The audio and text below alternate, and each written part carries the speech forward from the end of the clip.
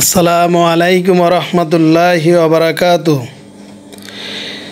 দেশে এবং দেশের বাহিরে যে যেখান থেকে আমার ভিডিওটি এখন দেখতেছেন, আশা করি সকলে আল্লাহর রহমতে ভালো আছেন। আলহামদুলিল্লাহ, আমিও ভালো আছি। আমি এখন আপনাদের সঙ্গে জামারাত সম্পর্কে আলোচনা করব। ভিডিওতে যে ছবিটি দেখতেছেন, এটি হচ্ছে জামারাতের ছবি। জামারাত হচ্ছে বিশেষ তিনটি স্তম্ভ যা মিনা প্রান্তরের পশ্চিম দিকে অবস্থিত। এই স্তম্ভগুলো শয়তানের প্রতীক হিসেবে বিবেচিত হয়।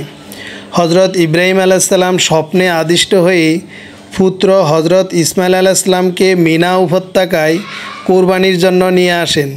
প্রতিমধ্যে শয়তান কুমন্ত্রণা দিলে তিনি শয়তানকে বিতাড়িত করতে তিনটি স্থানে কঙ্কর নিক্ষেপ করেন।